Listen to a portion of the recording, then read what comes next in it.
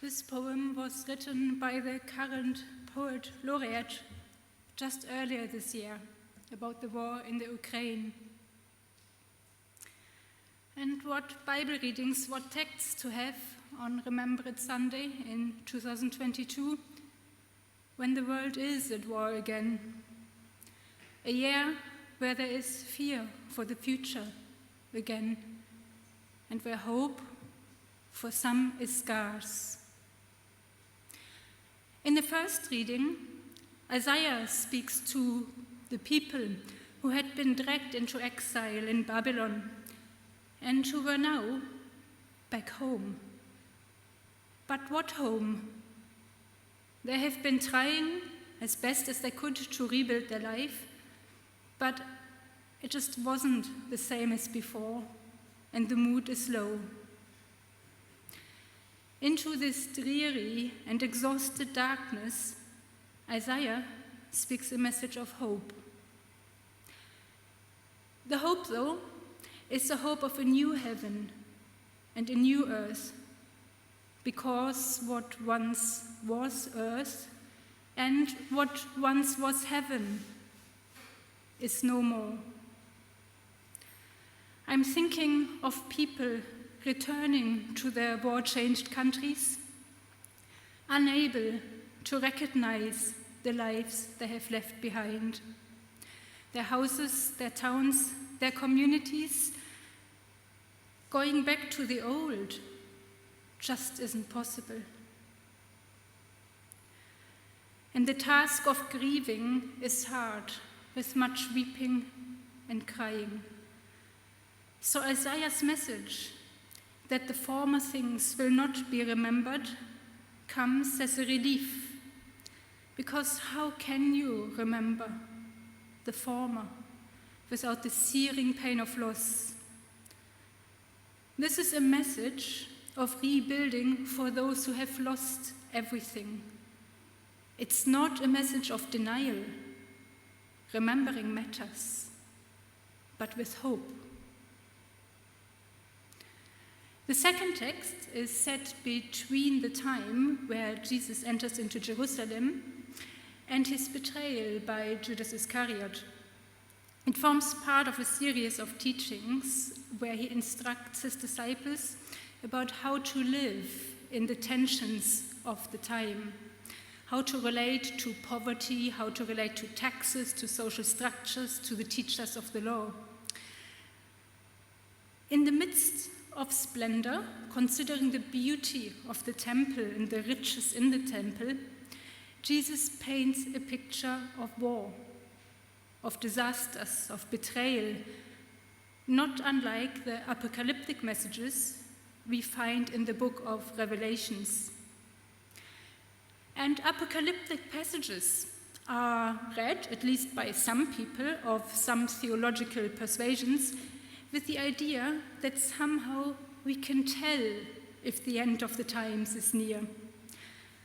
This kind of literal interpretation of the scriptures is maybe driven by our need for structure and our need for certainty. Just like the disciples, we ask, "Teacher, when will these things happen?" But Jesus here explicitly warns against those who want to predict the future, against those who want to see the disastrous events as the sign of the impending end of the world. He warns against those false prophets who may come to claim that the time is near, who make money from people's fears, or worse.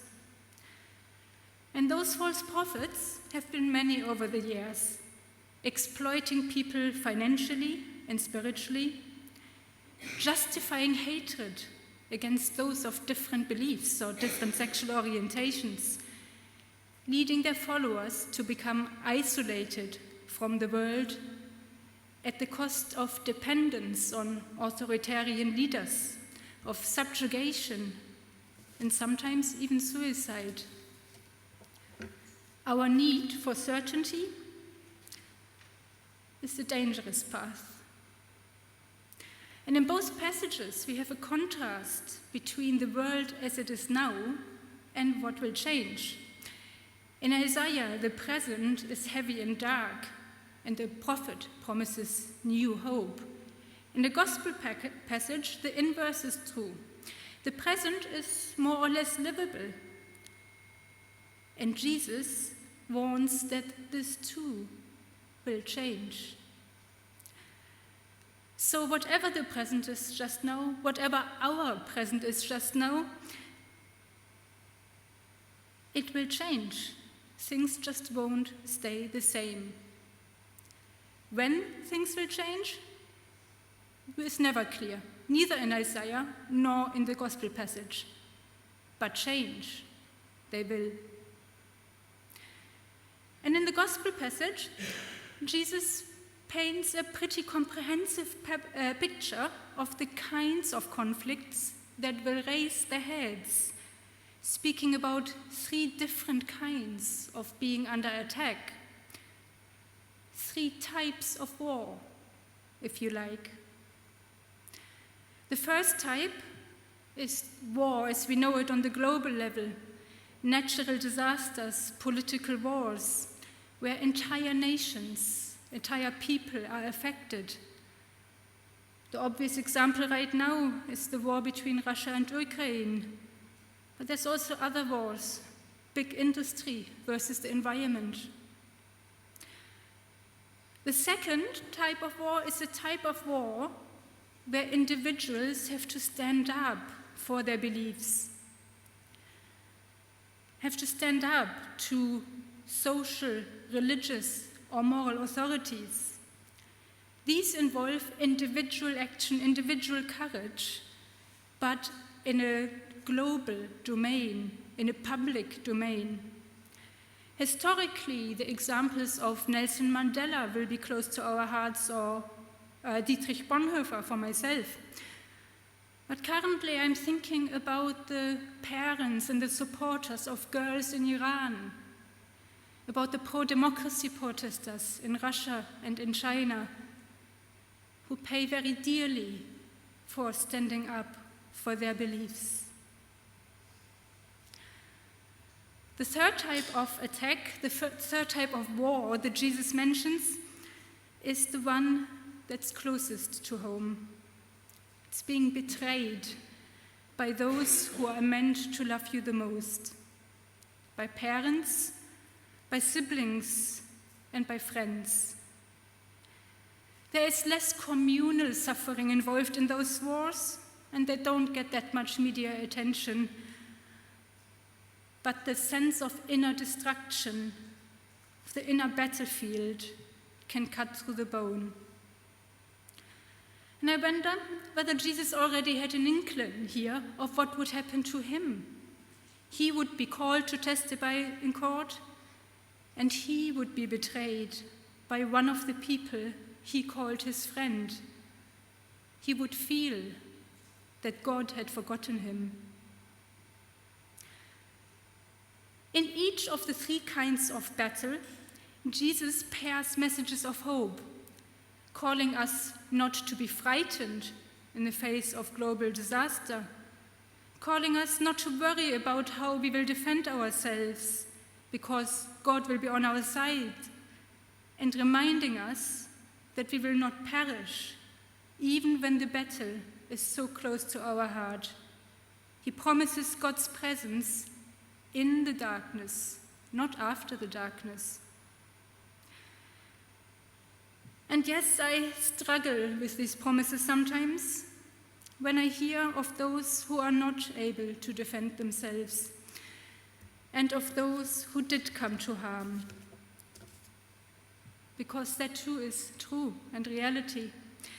And then I remember that the disciples Jesus is speaking to here have not yet had the experiences Jesus describes. Their faith has not yet been betrayed. They don't yet have to meet behind closed doors in secret, afraid of the Roman authorities. So this message is not a denial of the past, not a denial of reality, but it is a preparation for the future. Jesus ups the hope level, because whatever the future holds, It's hope that will help to carry us through. And so when I ask myself about the meaning of the passage, and the meaning of both passages, in fact, for me, these are messages of persistence.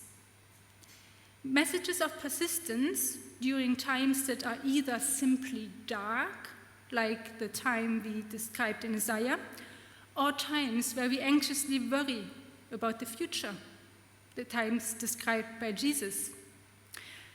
Persistence is what helps us to live in the now, because in the now is where we must live. Rather than sinking into a depression about that what has been lost, or worrying about a future where so many political, social, and personal situations are out of our control. Not being pulled into a false quick fix certainty of what things will look like. Because Jesus' message and Jesus' life remind us that suffer we must. But in the suffering, we carry the hope that one day the sound of weeping and crying will be heard no more, as Isaiah says, and the wolf and the lamb will feed together.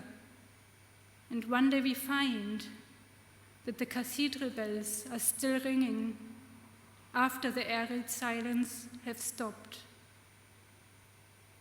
It's not happening just now. There's no doubt about this, and none of us knows how long it will take for us here in the UK to see the kind of hope again that we seem to remember from before COVID, before the cost of living, before government upheaval, and before church restructure. But the passages remind us to hang on in there, to not get stuck in the past, nor panic about the future, but instead to wait on God's new ideas.